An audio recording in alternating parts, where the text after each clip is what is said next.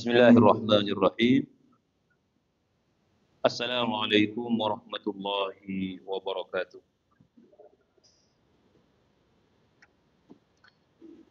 Innal hamdalillah nahmaduhu wa nasta'inuhu wa nastaghfiruh wa na'udzu billahi min shururi anfusina wa min sayyiati a'malina. Man yahdihillahu fala mudilla lahu wa man yudlil fala hadiya lahu. Ashhadu an la ilaha illallah wahdahu la syarika lah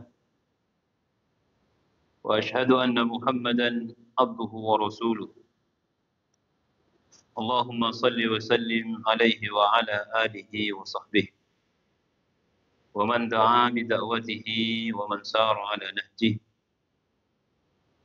Nawaitu ta'allum wa ta'lim wa tadabur wa tadhkir wa naf'a wal intifa' wal ifada wal istifada wal hass 'ala at-tamassuk bi kitabillahi wa sunnati rasulih wad du'a ila al-huda wad dalalat al-khair ibtigha'a wajhillahi wa mardatihi wa qurbihi wa thawabihi subhanahu wa ta'ala, amma ba'du. Jamaah salat subuh Masjid Ar-Rayyan yang dirahmati Allah, alhamdulillah wa syukurillah, pada pagi hari ini kita mendapatkan nikmat dari Allah, bisa melaksanakan salat subuh dengan berjemaah. Kemudian kita isi waktu yang sangat utama ini setelah melaksanakan sholatul fajri dengan majlis ilmu, majlis Al-Quran. Mudah-mudahan menjadi sebab kebaikan kita, mudah-mudahan kita mendapatkan manfaat dan keberkahan. Jemaah yang dimuliakan Allah, kita akan melanjutkan pembacaan surah Luqman. InsyaAllah kita akan membaca dari ayat 16. Ini adalah bagian dari nasihat-nasihat Luqman kepada putranya. Jadi Luqman ini hakim, diberi kebijaksanaan oleh Allah, dan anaknya diberi ketaatan oleh Allah. Jadi kalau bapaknya diberi kebijaksanaan, anaknya yang mendapat nasihat juga diberi ketaatan. Itulah nikmat yang paling besar. Sebelumnya Luqman menasihati anaknya tentang keimanan. Apapun yang terjadi, jangan sampai menukar keimanan dengan apapun. Jangan menyekutukan Allah. Setelah itu Luqman menasihati anaknya setelah beriman kepada Allah, orang tua. Ini urutannya seperti itu. Wa wasainal insana biwalidayhi ihsana. Jadi orang tua itu harus didahulukan setelah beriman kepada Allah Subhanahu. Sebagaimana dalam ayat yang lalu kita juga dapat pelajaran banyak bahwa walaupun mungkin saja orang tua ini tidak sejalan dengan apa yang kita inginkan atau tidak sejalan dengan agama ini. Ada orang tua keinginannya tidak sejalan dengan agama. Dalam nasihat Luqman kita temukan wa in jahadaka.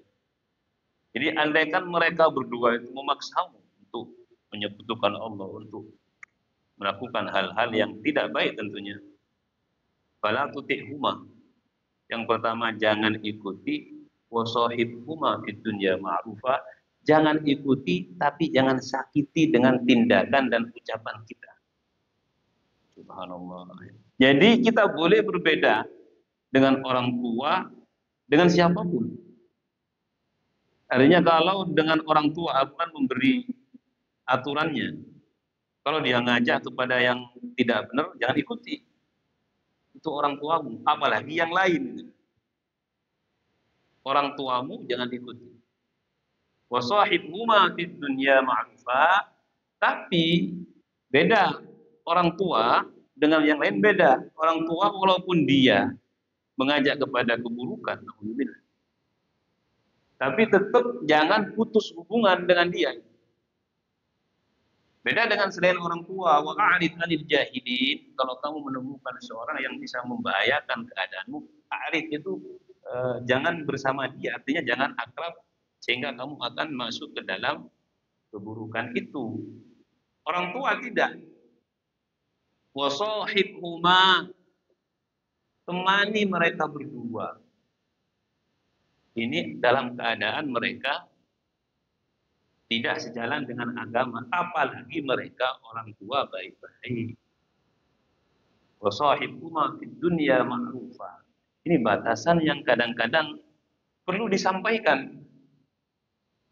Perlu disampaikan. Ya, bukan berarti misal orang tua ke anak seakan-akan kita mendoktrin anak supaya ke kita itu, ya enggak.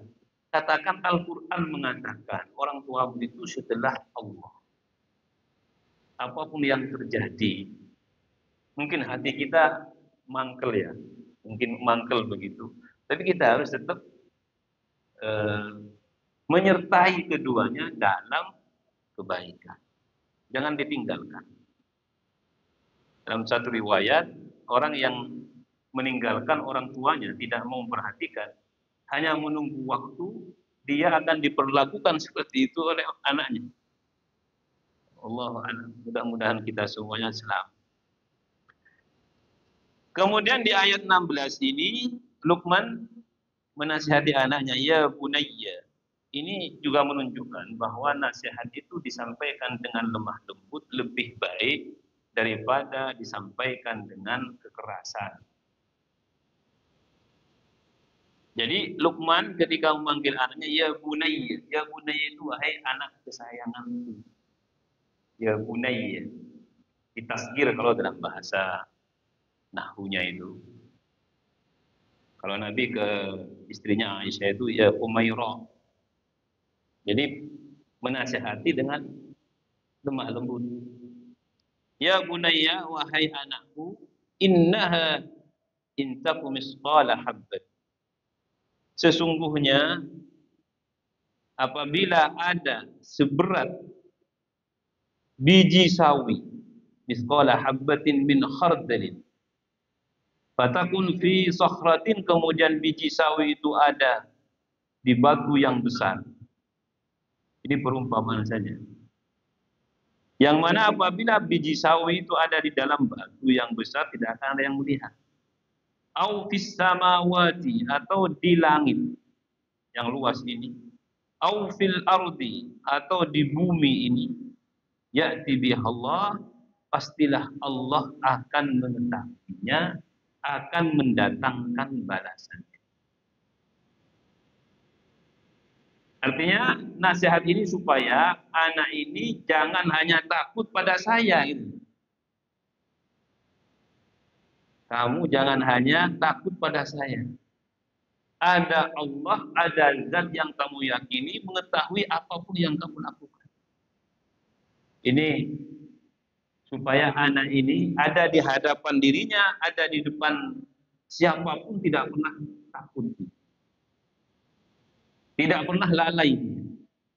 Karena begini, kadang di depan kita, nggih, di luar selesai. Dalam dunia pendidikan juga begitu. Seharusnya guru-guru itu seperti itu. Anak itu jangan hanya takut karena punishment atau karena hukuman, karena apa? Jangan. Upayakan dengan segala cara.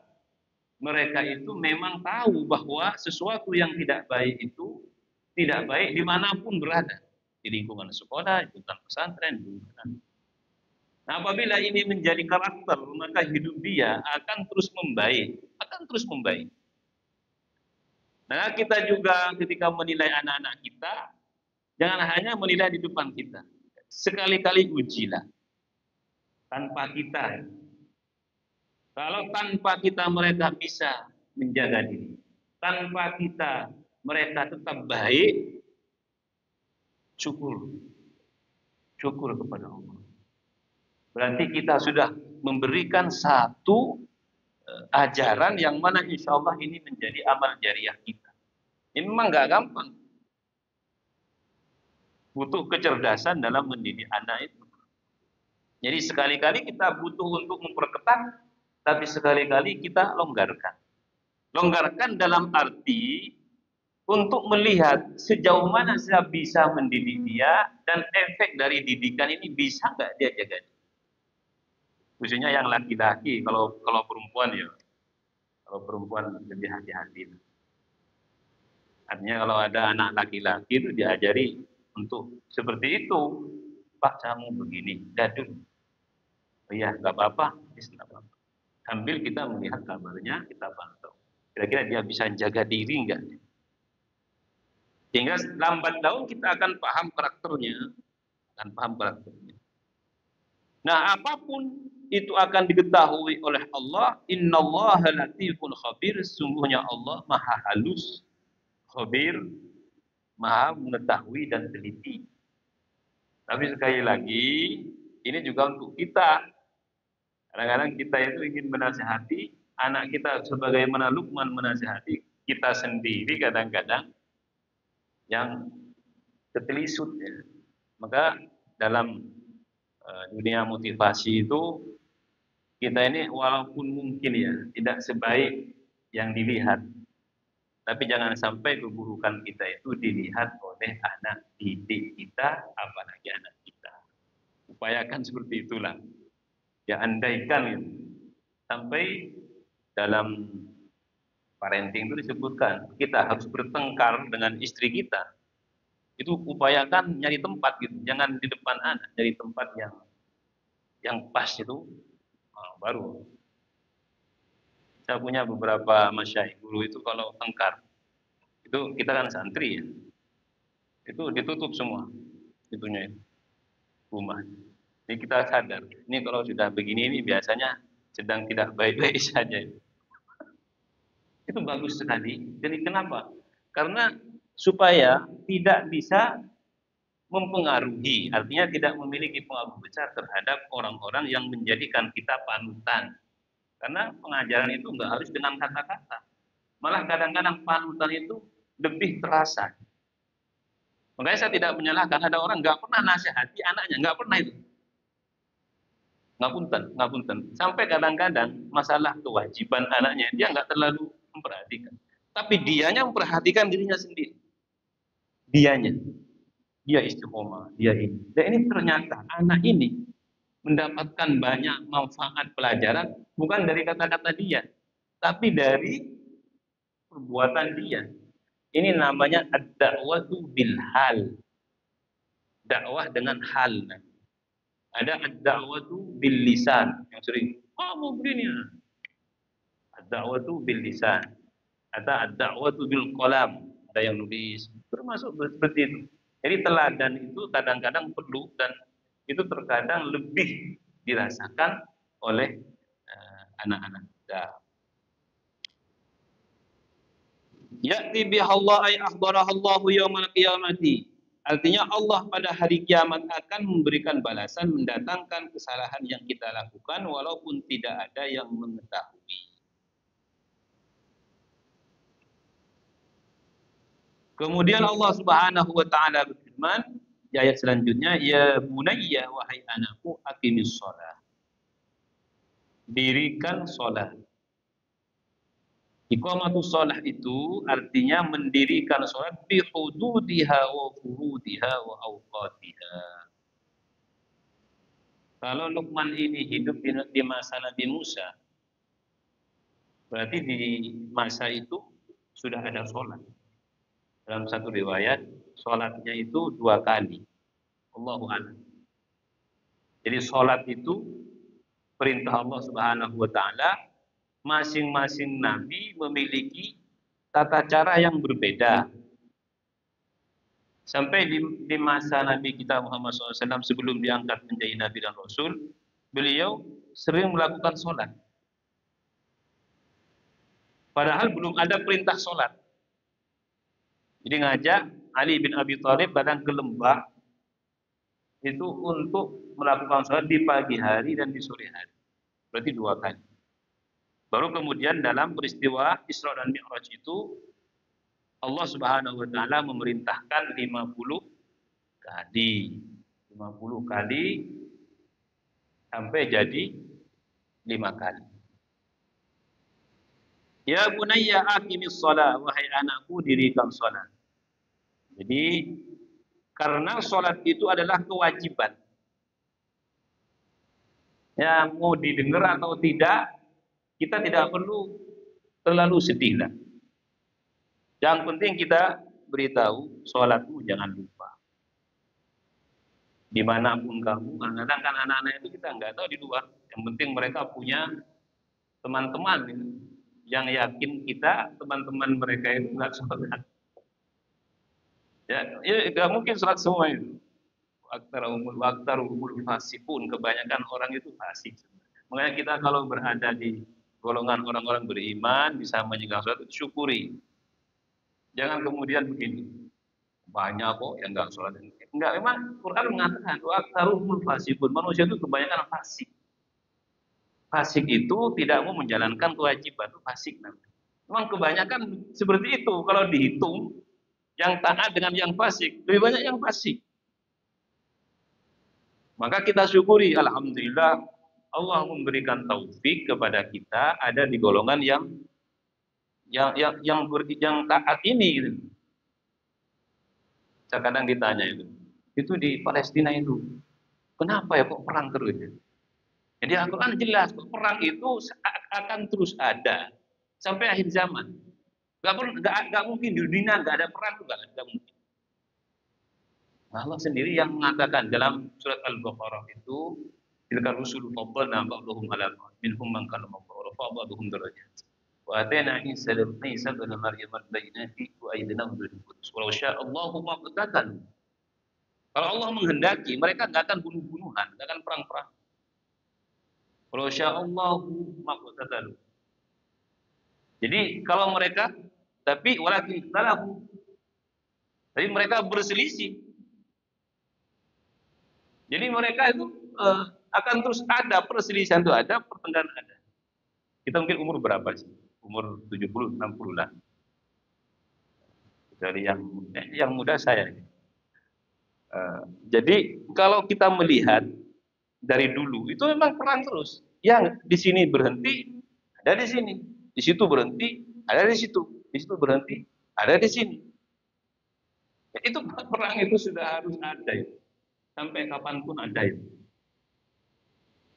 Walau sya'allahu maqtatalu walakin Allah yaf'alu ma yurid. Kalau Allah mau, aman semua. One Piece.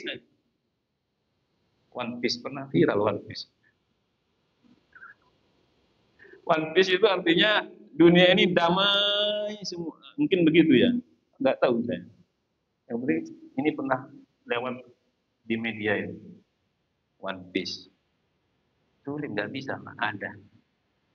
Mesti pada perang itu. Walau sya'allahu maktatalu, kalau Allah mau, mereka bisa berhenti semua.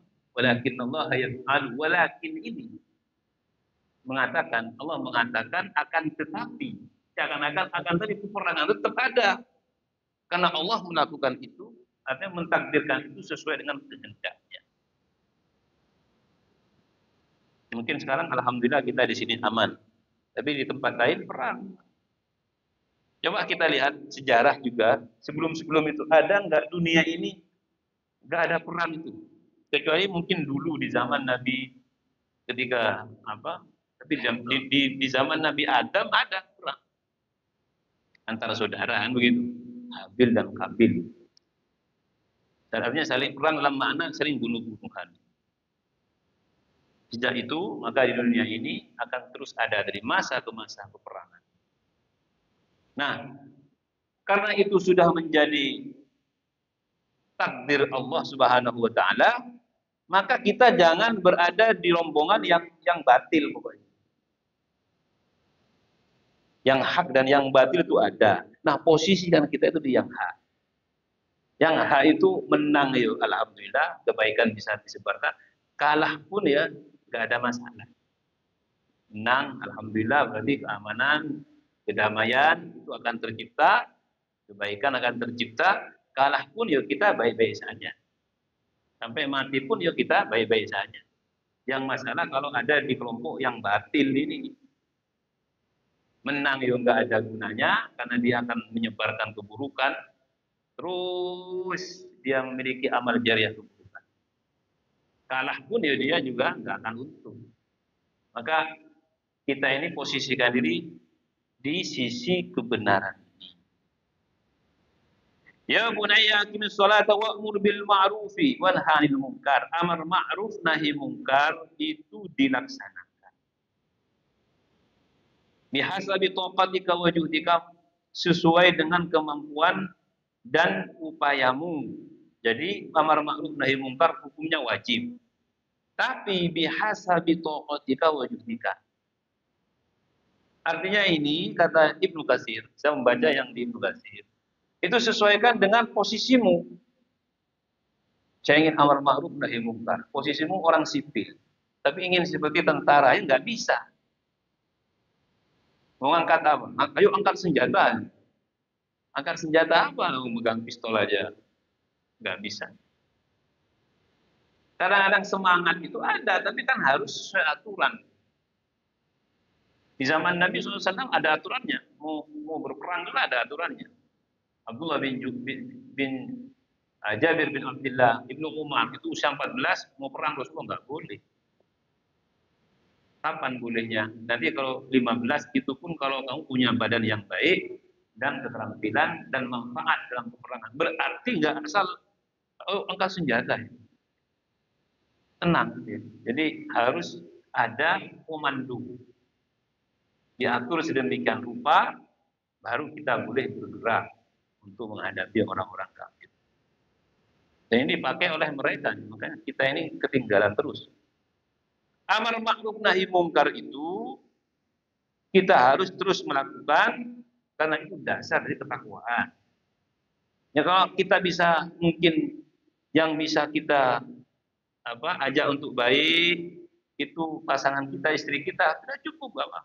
Mungkin anak kita, teman kita, dan sudah cukup. Kita niatkan amar ma'ruf nahi munkar. Tapi jangan dibalik, walaupun kita mungkin belum mampu melakukan.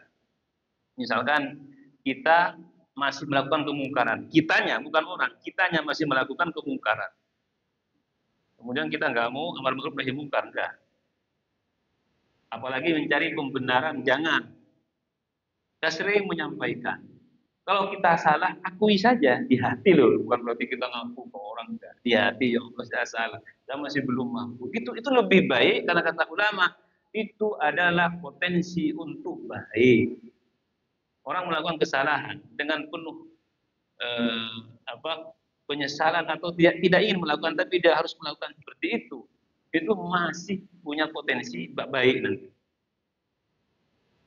Masih bisa menjadi orang yang insya Allah husnul khotimah. Beda dengan mereka yang mencari pembenaran. Oh enggak, saya benar ini, benar saya. Padahal salah, jelas salah. Enggak bisa. Jadi andaikan kita harus melakukan kemungkaran atau keburukan itu, akui dengan hati kita, mohon kepada Allah, ya Allah hamba ingin menjadi orang yang baik, tidak melakukan keburukan ini, tuntunlah hamba. Insya Allah pada akhirnya Allah akan memberikan solusi yang terbaik untuk kehidupan. Jadi amar ma'ruf nahi munkar itu kewajiban, tidak harus dilakukan oleh orang yang baik. Orang dirinya sendiri belum baik kok orang lain diajak baik, itu sebenarnya enggak ada di Islam. Kita mau baik enggak baik, kalau ada yang tidak baik kita katakan tidak baik. Misalkan kita mungkin melakukan sesuatu yang tidak baik ya. Terus anak kita tidak ingin seperti kita kan. Biasanya orang tua yang baik, ya yang baiklah, bukan yang orang tua yang ingin yang di hatinya ada kebaikan. Menurut saya, walaupun dia berbuat tidak baik, mesti anaknya itu tidak ingin seperti dia. Cukup saya lah, jangan kamu jangan. Dan itu kan karena kasih sayang, mungkin secara alamiah saja, karena ada ketersambungan darah itu, sehingga dia masih ingin anaknya, saya tahu ini tidak baik, kamu jangan seperti saya. Jadi artinya jangan mengatakan saya sudah tidak baik, saya nggak mungkin, saya malu nasihatnya. Enggak, tetap kalau ada yang tidak baik, kita ke anak saya, kamu tidak baik melakukan ini. Walaupun kita mungkin melakukan itu. Karena kita Imam Malik. Kalau amar ma'ruf nahi mungkar, kata Imam Malik, ini harus dilakukan orang-orang suci. Dipastikan di dunia ini amar ma'ruf nahi mungkar itu tidak akan ada. Memang di Al-Quran ada kabura maqtan indallahi an taqulu ma la taf'alun. Ada itu di Quran. Allah murka besar, orang nyuruh orang dirinya tidak melakukan, itu murka besar. Tapi ini sebagai motivasi. Jangan kemudian saya tidak baik, ya wis aku ngajak yang lain tidak baik juga. Nah, ini kan bahaya. Jadi makna ini supaya kita itu ketika menyuruh orang, jangan hanya orang yang diminta baik, diri kita juga harus berupaya untuk baik dan bisa lebih baik. Itu wa'mur bil ma'rufi wanha 'anil munkari, itu hukumnya wajib. Wasbir 'ala ma asabak. Allah Subhanahu wa taala melanjutkan dengan firman-Nya, wasbir, bersabarlah kamu, 'ala ma asabaka, terhadap apa yang menimpamu kalau kamu melakukan amar ma'ruf nahi mungkar. Orang ngajak baik itu mesti ditentang. Orang mencegah kemungkaran juga mesti ditentang. Gak akan baik-baik saja. Gak bisa. Dia orang amar ma'ruf nahi mungkar, banyak pendukung, gak bisa. Mesti ditentang. Nah, kata Luqman, Luqman ini kan tahu, kamu kalau ngajak orang baik, ini mesti ada penentangnya. Wasbir, kamu sabar. Ala ma asabaka, terhadap apa yang menimpamu. Ulima annal amir bil ma'ruf. Di sini diketahui bahwa orang yang mengajak kepada yang ma'ruf, wan nahi 'anil munkari, dan yang mencegah dari kemungkaran, la budda ayyana lahu minan nasi ada, wajib baginya mendapatkan gangguan dari manusia. Jadi jangan hanya yang mengajak kepada yang baik, kepada mencegah yang mungkar. Dia tidak mau resiko, tidak bisa. Kadang-kadang di penjara itu. Itu resiko amar ma'ruf nahi mungkar. Tapi sekali lagi, walaupun ada yang menentangnya, pasti ada yang mendukungnya. Dan ini akan lebih kuat daripada yang menentang. Pasti itu. Tidak mungkin ada orang ngajak baik, itu tidak ada yang dukung, itu gak mungkin, mustahil. Dan akan menang dia. Kemudian juga mungkin kalah. Tidak aja al-haqu wa zahaqal batil innal batila kana zahuqa. Kalau kebenaran itu datang dan kemudian berhadapan dengan kebatilan, kebenarannya mesti menang, kebatilan mesti kalah. Itu Al-Quran yang mengatakan Al-Quran. Artinya yang benar itu nggak akan pernah kalah. Yang penting benar-beneran itu. Kadang-kadang kita ada di posisi benar, teknisnya yang salah. Kita memang sudah benar secara umum, tapi prosesnya salah, ya nggak bisa, lemah. Gitu lemah. Jadi kelemahan itu sebenarnya karena kesalahan. Orang yang benar sesuai itu nggak akan pernah lemah, dan hatinya nggak akan pernah lemah. Hatinya kuat dia. Salahuddin Al-Ayyubi ketika akan menaklukkan, ketika itu Baitul Maqdis yang di bawah kekuasaan orang-orang Salib, perang Salib itu ya, orang-orang Salib Romawi itu pasukannya nggak terlalu banyak yang dibawa. Tapi mereka pasukan ini yang memang benar-benar memiliki ketakwaan yang baik. Sampai siwak semuanya itu diperhatikan. Yang nggak bawa siwak. Semuanya diperhatikan. Jadi tidak banyak orang yang dibawa sama dia. Sedikit orang, tapi mereka orang-orang yang zahiron wa batinan. Lahir batinnya tertempa dengan baik. Kam min fi'atin qalilatin wala fi'atan katsiratan bi'illah. Berapa banyak kejadian yang sedikit itu memenangkan satu pertarungan terhadap yang banyak diizinkan dengan izin Allah. Jadi itu sudah menjadi qudratullah. Jadi umat Islam ini sebenarnya kekuatannya bukan di banyaknya, kuantitas, bukan di banyaknya sebenarnya. Ya kita ini juga bukan di banyaknya, tapi di kekuatan kualitasnya itu. Dari zaman dulu itu, di zaman Nabi Daud ada Tolut dan Jalut. Tolut itu pasukannya 10.000, Jalut itu 150.000. Di Tolut ini ada Daud. Jadi asal muasal Nabi Daud itu menjadi raja, ada nabi menjadi raja itu Nabi Daud. Itu ketika Tolut ini mengatakan, siapapun yang bisa membunuh Jalut, saya ambil mantu. Nah, akhirnya Daud maju, masih muda. Dia membunuh Jalut dengan ketapel. Tapel itu. Ya sudah, sesuai dengan janjinya, saya akan jadikan siapapun yang bisa membunuh Jalut mantu saya.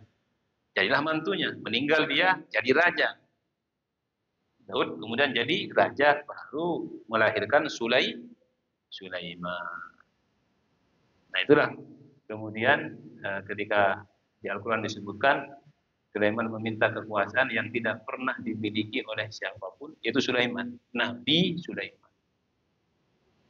Karena dia memperoleh kerajaan itu dari Nabi Daud. Hanya di Nabi Sulaiman ini kerajaannya bukan hanya alam manusia, tapi juga hewan, angin ditundukkan namanya. Jin semuanya ditundukkan. Nggak ada. Selain beliau nggak ada. Wasbir ala ma asabaka, bersabarlah terhadap apa yang menimpamu. Sabar itu kadang dari perkataan dan fitnah. Harus bersabar dari perkataan dan fitnah. Terkadang bersabar dari caci maki, terkadang bersabar dari tindakan-tindakan orang-orang bodoh. Tindakan orang-orang bodoh. Tapi yang menyakitkan itu biasanya dari fitnah. Yang membahayakan, menyakitkan. Kita tidak melakukan sesuatu, malah dituduh melakukan sesuatu. Itu kadang-kadang banyak orang-orang yang kemudian terhenti melakukan kebaikan disebabkan itu. Kalau Nabi kita itu sudah benar-benar, makanya beliau mengatakan, kalau kamu susah, bingung, lihat saya. Artinya kita belajar kehidupan beliau.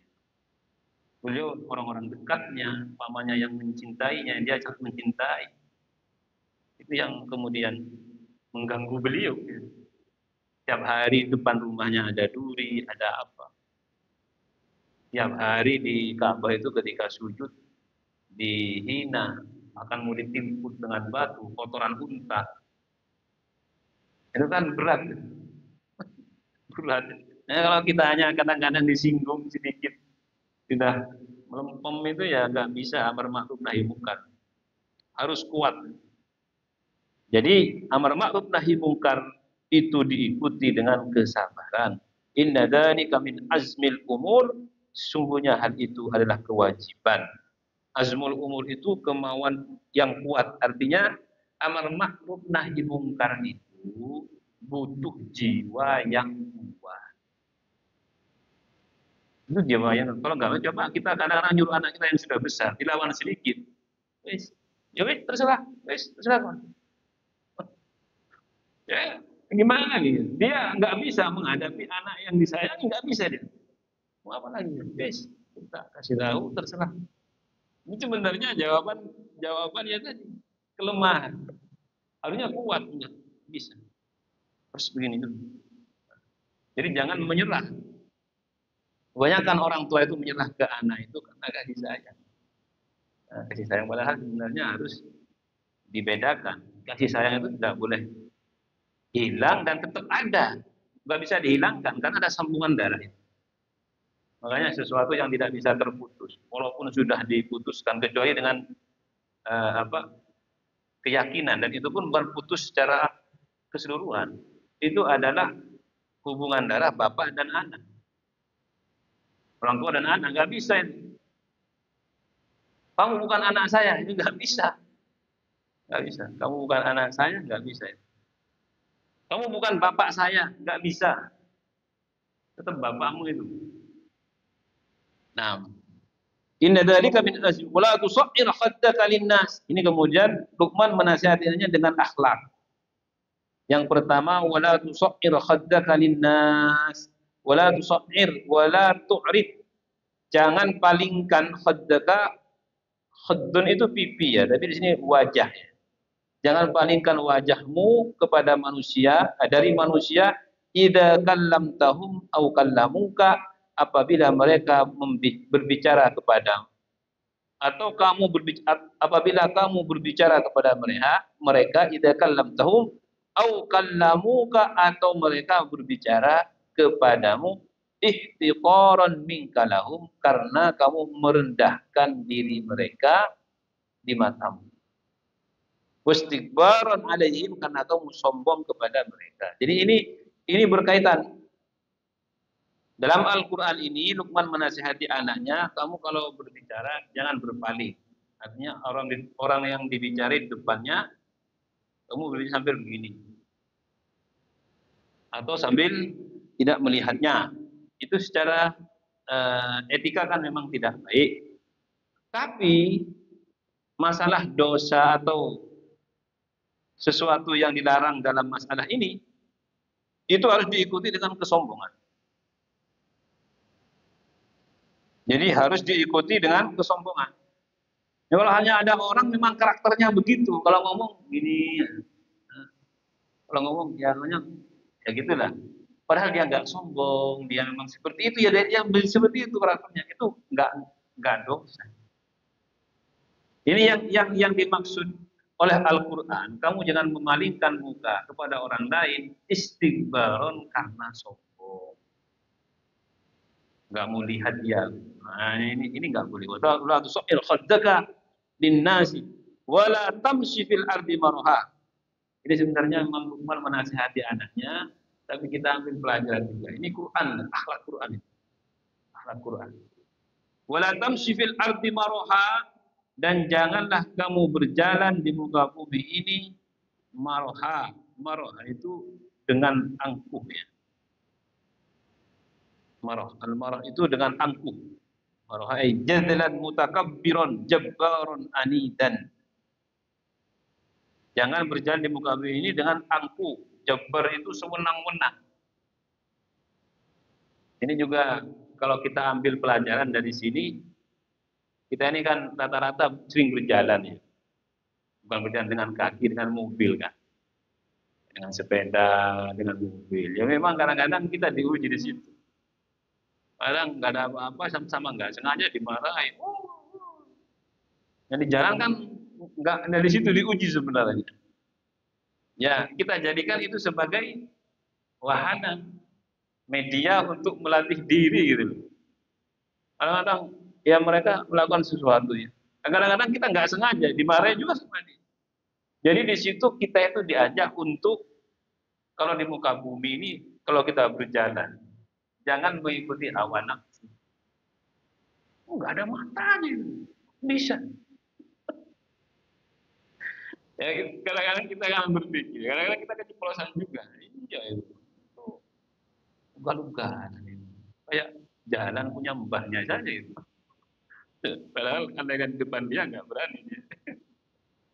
Ini sebenarnya satu apa namanya? Satu pelajaran bahwa Al-Quran mengatakan kalau jalan di bumi itu haunan. Dalam Al-Quran disebutkan wa ibadur rahmanil ladzina yamshuna 'alal ardi hauna. Kebalikan ini. Hamba-hamba Allah yang Maha Pengasih itu apabila berjalan di muka bumi hauna. Hauna itu kalau bahasa aslinya santai. Santai, hauna. Hayyin itu orangnya lemes, itu santai gitu. Mau ngebut, gitu. Ya gue monggo hati-hati mudah-mudahan. Mau diapain orang monggo. Jadi hidupnya itu dia nggak terlalu tertekan gitu. Jadi mau diapain sama orang, dia monggo nggak apa-apa. Dia santai menyantaikan gitu. Itu kata Allah, yamshuna fil ardi. Wa ibadur rahmanil ladzina yamshuna 'alal ardi hauna wa idza khatabahumul jahilun. Kalau dikata-katai orang, qalu salama. Kalau yang ngata-ngatain orang-orang bodoh itu, qalu salama, mereka menjawab dengan jawaban yang baik. Nah ini sama dengan wala tamshi fil ardi marha. Ini jangan kita berjalan di muka bumi ini dengan angkuh. Dalam hadis la tahkimal minna apa? Walau antalqa akhaka biwajhika ilaihi mumbasitun. Dalam hadis itu wala la tahqirinal ma'ruf syai'an walau antalqa akhaka biwajhin talikin. Nah itu. Ya, itu. Jangan meremehkan kema'rufan, kebaikan sekecil apapun itu, walaupun kamu harus memberikan atau menemui saudaramu dengan senyuman. Itu jangan dianggap remeh. Jadi andaikan ada sesuatu yang membuat kita berat, ya kita usaha tersenyum. Kayak di jalan tadi, monggo Pak, monggo. Itu lebih baik itu. Wa iyyaka wa isbal izar fa innaha makhila. Lanjutannya, janganlah kalian mengisbal. Isbal ini isbal itu loh. Isbal itu kain sampai melewati fa innaha makhila, karena itu juga kesombongan. Nah, ini begini, karena sering ditanya, Ustaz, apakah harus ke atas gini, harus ke atas ini? Abu Bakar itu ketika Nabi mengatakan, kan di zaman itu kan nggak ada aspal, nggak ada apa ya. Jadi Nabi itu kalau diangkat itu anzah. Anzah itu artinya lebih bersih, karena debu kan. Nggak mungkin kita kayak, kalau kecuali perempuan, yang pakaiannya ke bawah itu nggak mengotori kakinya. Abu Bakar begini, saya itu kalau pakai ya sarung atau celana atau apa itu ke bawah ya. Abu Bakar itu agak ke bawah. Jadi melewati mata kaki enggak, lasta minal khuyala, kamu bukan dari yang sombong. Makanya ini dari masalah kesombongan lagi. Makanya kalau yang pakai ke bawah itu selama dia di hatinya tidak ada kesombongan, nah itu saya kira masuk ke dalam tadi yang dikatakan oleh Nabi SAW, itu bukan sombong, bukan. Ada satu riwayat dari di masa Nabi SAW, biar kita itu paham itu ya. Ada riwayat diriwayatkan oleh Thabit bin Qais bin Syammas bahwasanya ketika bersama Nabi SAW ada pembahasan tentang kesombongan. Dan itu kalau sedikit, oh sombong, oh sombongnya. Enggak. Lah kalau mereka orang awam ya enggak apa-apa lah. Jadi kadang-kadang bingung dengan orang itu. Inna Rasulullah SAW ada pembahasan tentang kesombongan. Fasyaddada fihi. Nabi mengatakan ketika itu dengan betul-betul tegas. Faqala inna Allah la yuhibbu kulla mukhtalin fakhur. Allah tidak suka orang yang sombong. Faqala rajulun minal qaum. Ada seorang yang bertanya dari yang hadir itu. Wallahi ya Rasulullah. Wah, demi Allah wahai Rasulullah, inni la aghsilu thiyabi. Saya itu suka mencuci bajuku. Ya, mencuci baju, fayu'jibuni bayaduha. Karena saya suka kalau baju saya itu putih bersih, ya, bersih ya. Kalau sekarang bahasan kita itu setrika, bersih, rapi lah. Saya senang gitu Rasulullah, senang saya. Wa yu'jibuni syiraqu na'li. Rasulullah, saya khawatir saya sombong. Saya juga kalau tali sendal saya itu bagus, saya suka ini. Ya, orang ini punya seperti itu. Kalau beli sandal yang bagus, karena suka yang bagus. Wa 'allaqatu sawti, juga gantungan yang di apa? Saut itu kecut itu loh, apa namanya? Itu unta itu. Itu dia juga punya yang bagus lah. Artinya dia punya barang bagus gitu. Apakah itu sombong? Kata Nabi, faqala laisa dzalikal kibr. Itu bukan sombong. Kadang-kadang kita itu ya orang-orang bodoh itu kan begitu. Oh, mentang-mentangan dia sombong. Enggak sombong, enggak harus. Mau punya emas segunung, enggak sombong. Apa sombongnya apa? Saya pernah suatu ketika itu, ya hati saya sakit juga ya. Ada orang sepeda motor di pinggir jalan, saya lewat, mungkin dia terkejut. Oh, mentang-mentang mobilan ya. Aduh, gimana ini? Mana sombongnya mana? Enggak punten loh. Oh, jangan begitu, sombong begini. Hanya enggak ada apa-apa. Mungkin perasaan dia gitu kan. Dia merasa di bawah kan enggak ada apa-apa. Ada apa-apa. Mungkin dia merasakan yang satunya di mobilan atau apa, dia merasa mungkin dia semena-mena. Itu enggak. Laisa dzalika min kibri. Itu bukan kesombongan. Innamal kibru an tusabbihal haqqa. Kesombongan itu ketika kamu melecehkan yang hak. Itu sombongan. Ya nggak punya apa-apa, berarti dia ikut dalam kebaikan, sombong itu. Wa tughmitun nasa, dan melihat sebelah mata kepada manusia, itu baru sombong. Merendahkan orang itu baru sombong. Jadi kalau sesuatu yang dimiliki, apa sombongnya? Ya, Bang Mahfud ya, nggak apa-apa. Punya rumah yang bagus, enggak sombong gitu. Enggak sombong. Yang penting hatinya. Ya kalau hatinya, nggak tahu siapa saya, nah, ini baru sombong. Atau ada kebenaran, oh enggak, saya enggak mau. Dari Al-Quran dan Sunnah, enggak mau saya, baru sombong. Walaupun enggak punya apa-apa, sombong. Jadi kesombongan itu dalam riwayat lain, batarul haqqi wa ghamtun nas, itu sombong. Sombong itu menolak kebenaran. Karena dia mungkin punya kekayaan, punya apa. Wes aku enggak mau. Kita lawan dihukum di pengadilan. Merasa menang, itu sombong itu. Wa ghamtun nas, melihat orang lain dengan sebelah mata. Oh, siapa itu? Baru itu sombong.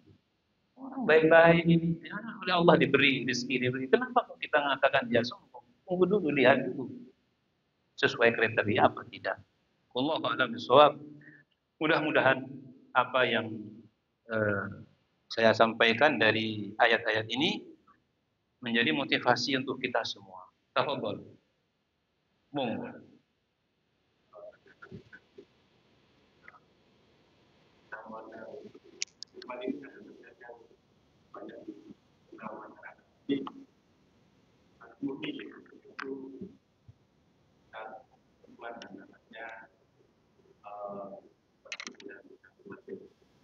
Kedai.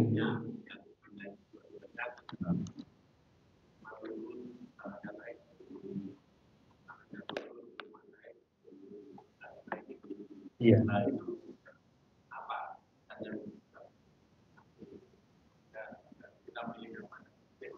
Luqman itu banyak, bukan hanya di Al-Quran ya. Itu salah satunya yang disampaikan panjenengan. Dan saya bahas dulu di awal pembukaan tentang surat Luqman ini. Ya kalau itu jelas bahwa manusia itu harus punya prinsip untuk dirinya dan kehidupannya. Prinsip sesuai dengan dirinya. Gak mungkin kita mengikuti orang lain, kan gak mungkin. Masing-masing kita itu punya kewajibannya dan tidak harus sama. Panjenengan dengan saya nggak sama. Nggak bisa. Jadi kebijakannya juga tidak sama. Prinsipnya juga tidak sama. Luqman juga begitu. Kalau ikut orang lain terus, ya habis nanti nggak bisa. Luqman itu sampai kepada masalah-masalah yang biasa. Iya kebetulan nuka. Kamu jangan menutup mata ya, muka. Ini kan biasa. Ya. Karena kalau di malam hari menakutkan. Ini kan kata-kata biasa kan, bukan nggak ada kaitannya dengan syariat atau apa kan. Iyyaka wattaqannu fa innahu maqufatun bil laili. Karena taqannu nutup muka itu. Kata Luqman jangan begitu, karena kalau malam-malam bisa menakutkan orang lain. Itu kan nasihat biasa, tapi di situ kita lihat di balik itu apa kaitannya orang mau nutup muka enggak nutup muka kan enggak apa-apa. Enggak, ternyata kita juga harus melihat kondisi. Jadi Luqman itu nasihatnya bukan hanya di Quran. Nabi sering menyampaikan, Luqman pernah berkata ke anaknya, Luqman pernah berkata ke anaknya. Jadi setiap Luqman mengatakan sesuatu, pasti di dalamnya ada hikmah yang harus kita ambil. Wallahu a'lam bishawab. Rabbana anfa'na bima 'allamtana wa bi'alimna alladhi yanfa'una wa bifaqqina wa faqih ahlana wa qurbatina dinina. Subhanakallahumma wa bihamdika asyhadu an la ilaha illa anta astaghfiruka wa atubu ilaik. Wal 'afwu minkum. Wassalamualaikum warahmatullahi wabarakatuh.